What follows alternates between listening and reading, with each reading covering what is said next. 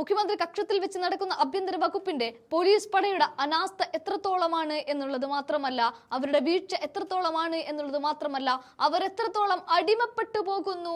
ഈ പറഞ്ഞ മുഖ്യമന്ത്രിക്കും അവരുടെ SFI പടയ്ക്കുമൊക്കെ അടിമപ്പെട്ടു പോകുന്ന കാഴ്ച കൂടിയാണ് ഇപ്പോൾ കേരളം കണ്ടുകൊണ്ടിരിക്കുന്നത്. കേരളത്തിലെ നീതിന്യായ വ്യവസ്ഥയും ക്രമസമാധാനവും എത്രത്തോളം തകർന്നിരിക്കുന്നു എന്നതിന്റെ നടുക്കുന്ന ഉദാഹരണമാണ് തിരുവനന്തപുരത്തെ ഷോപ്പിംഗ് മാളിൽ വെച്ച് പോലീസ് ഉദ്യോഗസ്ഥനായ മിഥുൻ റോയിക്കും അദ്ദേഹത്തിന്റെ സഹോദരിക്കുമെതിരെ ഉണ്ടായ അക്രമവും അതിന് പിന്നാലെ നടന്ന ഗൂഢാലോചനകളും. മുഖ്യമന്ത്രി പിണറായി വിജയൻ കൈകാര്യം ചെയ്യുന്ന ആഭ്യന്തര വകുപ്പ് പൂർണ്ണമായും പരാജയപ്പെട്ടു എന്ന് മാത്രമല്ല, അത് ഭരണകക്ഷിയുടെ പോഷക സംഘടനയായ SFIയുടെ ആജ്ഞ അനുസരണം പ്രവർത്തിക്കുന്ന ഒരു സംവിധാനമായി മാറിയിരിക്കുന്നു എന്ന ഗുരുതരമായ ആരോപണമാണ് ഓരോ ദിവസവും വരുന്ന വാർത്തകൾ കാണിക്കുന്നത്. ഒരു പോലീസ് ഉദ്യോഗസ്ഥന് പോലും സ്വന്തം നാട്ടിൽ സുരക്ഷയില്ല എന്നും രാഷ്ട്രീയ ഗുണ്ടകൾക്ക് എന്തും ചെയ്യാമെന്നുള്ള അവസ്ഥ ഭയാനകമാണ്.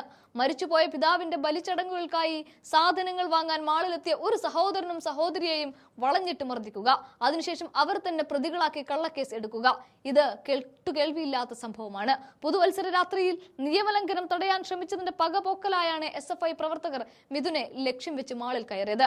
അവനെ അടിച്ചു കൊല്ലിച്ചേട്ടാ എന്ന് കൂടെയുണ്ടായിരുന്ന സഹോദരി വിളിച്ചു പറഞ്ഞു എന്ന പച്ചക്കള്ളമാണ് ഒരു ഉളുപ്പുമില്ലാതെ SFI പ്രവർത്തകർ പോലീസിന് നൽകിയ ആ മൊഴി.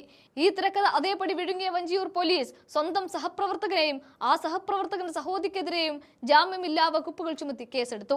എന്നാൽ സംഭവത്തിന്റെ ദൃശ്യങ്ങൾ പുറത്തു വന്നപ്പോൾ SFIയുടെ കള്ളക്കളി അപ്പാടെ പൊളിയുകയായിരുന്നു.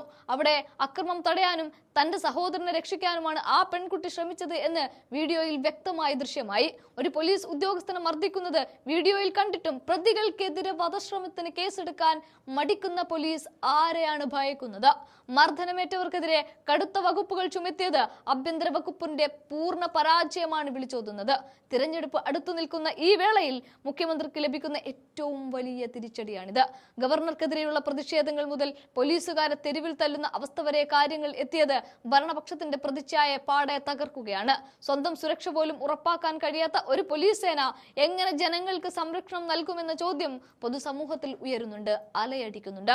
പോലീസ് അസോസിയേഷൻ സമ്മേളനങ്ങൾ നടക്കുന്ന ഈ കാലയളവിൽ തന്നെ ഇത്തരമൊരു സംഭവം ഉണ്ടായത് സേനയ്ക്കുള്ളിലും വലിയ അമർഷത്തിന് കാരണമായിട്ടുണ്ട്.